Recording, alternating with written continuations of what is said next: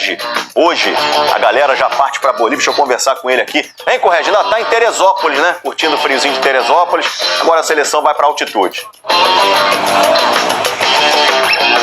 Escobar, boa tarde para você, boa tarde a todos. O último treino da seleção brasileira aqui na Granja Comari começou por volta das 10 da manhã.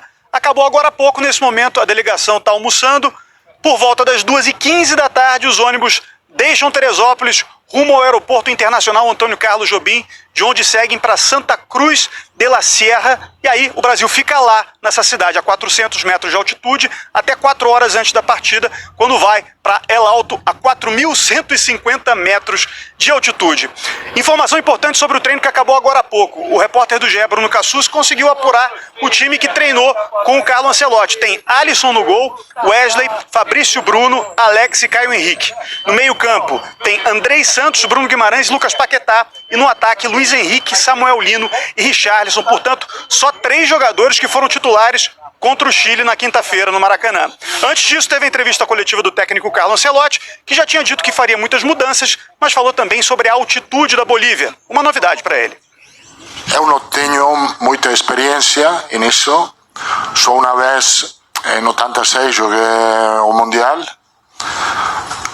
Pero temos que considerar que o equipo nacional de Brasil jogou aí muitas vezes e muitas pessoas que trabalham agora aqui têm experiência. A ideia que temos mudar um pouco a estratégia, sim, e também alguns jogadores.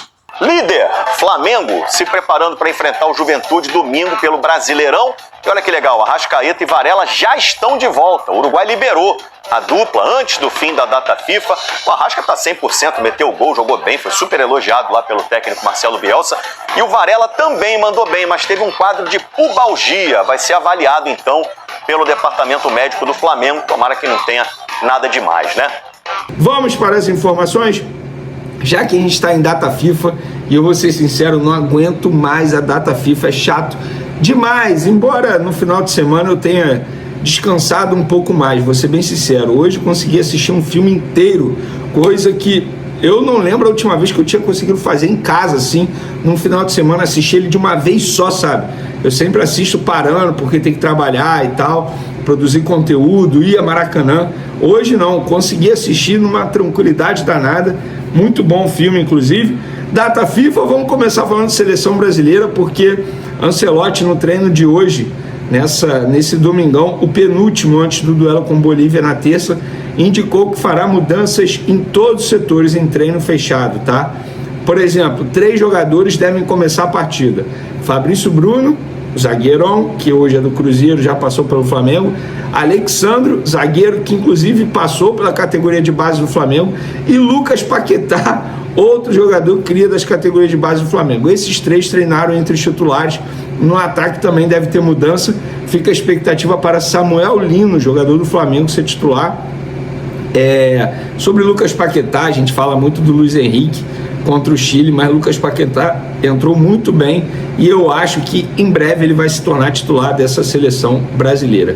Fica aí as informações para vocês sobre a seleção, mas agora falaremos de Flamengo, porque hoje a Flamengo TV divulgou um vídeo de uma entrevista com Eric Pulgar, reforçando a informação que a gente trouxe no último vídeo, que ele vai fazer uma tomografia nessa semana para saber como está o processo de recuperação no local da lesão, que foi no quinta metatarso. Se tiver 100% local, ele já inicia a etapa final para poder voltar, e aí demora cerca de 15 a 21 dias. Mas o Pulgar falou: já me sinto super bem, sem dor, fazendo mais trabalhos e carregando mais peso.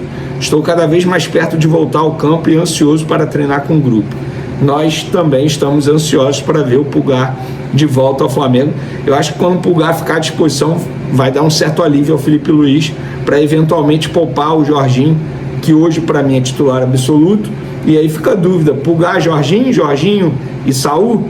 Independentemente de qual seja a escolha vai ser muito boa, porque estamos falando de 3 grandes jogadores. Mas na ausência do Pulgar, Saul e Jorginho tem tudo para se tornar aí a melhor dupla de volantes do futebol brasileiro. Eu falo na ausência do Pulgar porque, repito, o Pulgar tem chance de ser titular e o Saul ficar como opção. Galera, essa semana aí, sem jogos, né? continua sem jogo e como que vai ser a agenda do Flamengo para essa semana. Todos os dias treino às 9h30 da manhã, exceto na terça-feira, quando terá folga para o elenco. A viagem para Caxias do Sul será no sábado, dia 13, no período da tarde. O Flamengo enfrenta o Juventude no domingo, próximo domingo, dia 14, às 4 horas da tarde, no estádio Alfredo Jaconi, lá em Caxias do Sul. Jogo difícil. O Flamengo tropeçou na última rodada, 1-1 com o Grêmio em casa, e precisa vencer para continuar na liderança. 2 jogadores estão sendo devolvidos ao Flamengo: Varela e Arrascaeta. Eles foram liberados pela seleção uruguaia e estão de volta ao Flamengo. Mas a notícia não é tão boa assim, torcedor. Vocês podem estar comemorando. Opa, voltaram. Não é tão boa. Vamos lá, vou contextualizar. No começo da tarde desse domingo, a imprensa uruguaia noticiou que o Bielsa liberou Arrascaeta, Varela e Pelistri, os 3 jogadores, para não jogarem contra o Chile.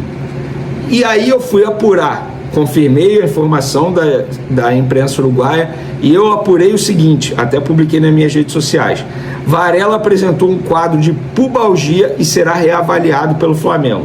Arrascaeta não tem nenhum problema físico. Muita gente desconfiou da minha informação sobre a Arrascaeta. Como assim? Se não tem problema físico, por que ele está voltando ao Flamengo? Um período depois, o Flamengo emitiu um comunicado oficial.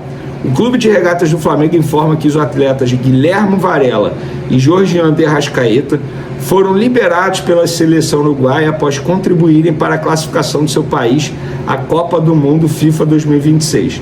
O lateral direito Varela apresentou quadro de pubalgia e retorna ao clube para ser avaliado pelo departamento médico rubro-negro. Ao longo dos últimos dias, o Dr. Fernando Sasaki, do Flamengo, manteve contato com a equipe médica da Associação Uruguaia de Futebol. O meia Arrascaeta, que não apresenta nenhuma questão clínica, seria poupado da segunda partida da data FIFA pelo Uruguai.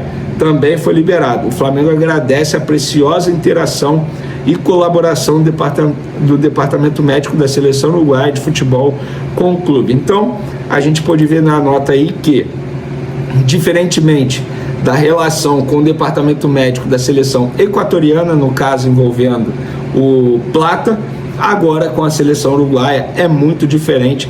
A relação é muito boa, com direito a agradecimento e nota oficial, enfim. Dito isso, galera, vamos lá. Varela volta, entre aspas, lesionado, mas seria leviano da minha parte dizer que o Varela está fora do jogo contra o Juventude ou que ele está dentro do jogo para pegar o Juventude.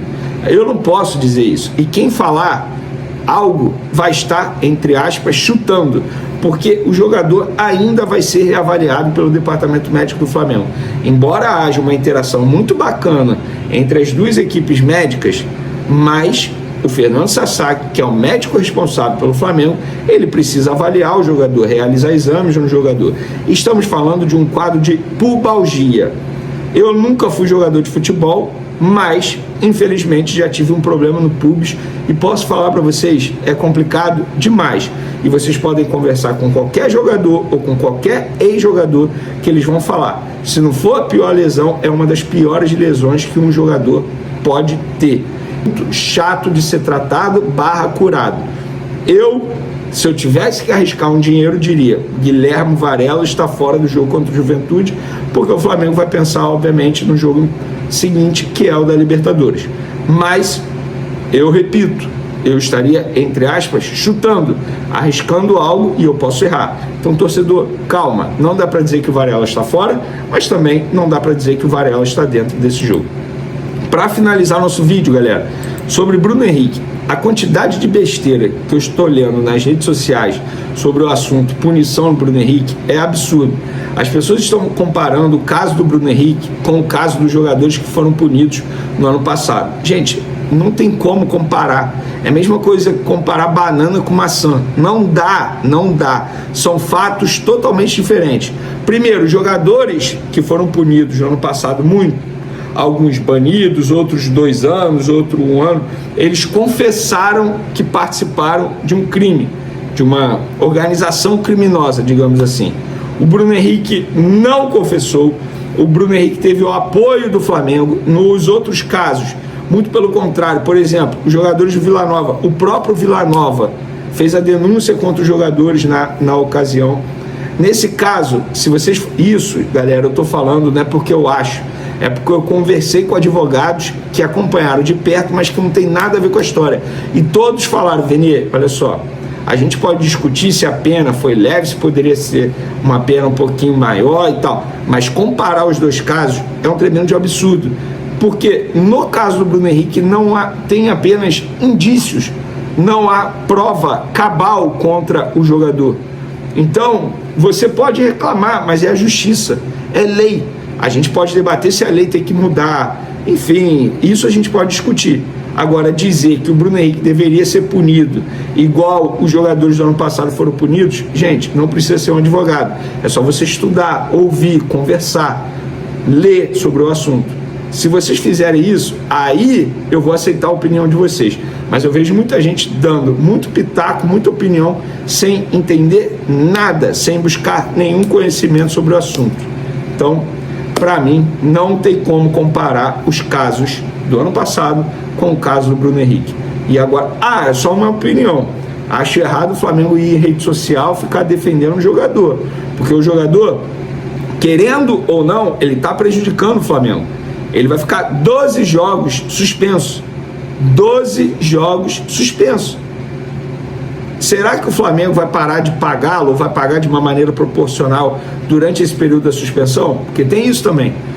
Eu acho legítimo o Flamengo disponibilizar um advogado para defender o jogador. Acho legítimo o Flamengo dizer que não se sentiu prejudicado com o cartão amarelo do Bruno Henrique. Não acho legítimo ir numa rede social e dizer estamos com você, estamos junto, Bruno Henrique. Acho que aí já é um pouco demais. Mas é apenas a minha opinião e eu quero saber a opinião de vocês também. Não deixe de hypar o vídeo porque isso é importante, tá, galera? Mesmo com a janela de transferências fechada, o Flamengo pode sim se reforçar no mercado, já que jogadores que estão livres podem assinar a qualquer momento. E é justamente nesse cenário que surgiu um nome de peso, Christian Eriksen. O meia dinamarquês de 33 anos, que recentemente deixou o Manchester, foi oferecido ao Flamengo por seus empresários, que buscam um novo destino para o jogador. Eriksen está sem clube e tem como grande objetivo chegar bem para a sua última Copa do Mundo, por isso enxerga essa escolha como fundamental para seguir competitivo. A diretoria do Flamengo acompanha de perto essa movimentação e sabe que é uma oportunidade de mercado.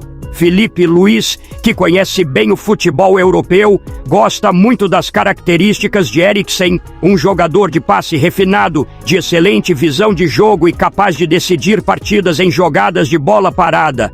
Além disso, o técnico entende que um reforço desse nível elevaria a qualidade do elenco em um setor que sempre precisa de equilíbrio. A questão, no entanto, não é apenas técnica. O Flamengo também analisa o lado financeiro, já que Eriksen sempre teve salários altos no futebol europeu e, para atuar no Brasil, precisaria se adaptar a uma nova realidade. Mas é inegável que o nome empolga a torcida e daria ao time uma peça com bagagem internacional, experiência em Copa do Mundo, Eurocopa e grandes ligas da Europa. Eriksen é um jogador de superação, lembrado pelo episódio dramático da Euro de 2021, quando sofreu uma parada cardíaca e conseguiu voltar aos gramados em alto nível. Hoje, com 33 anos, ele busca um projeto que o mantém ativo e o Flamengo surge como uma possibilidade que agrada pela estrutura, pela competitividade e pela atmosfera do Maracanã.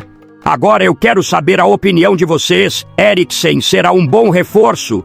Sim ou não? Deixe sua opinião no comentário. Não esqueça de curtir o vídeo e inscreva-se no canal para não perder nada do Flamengo. Até a próxima e saudações rubro-negras.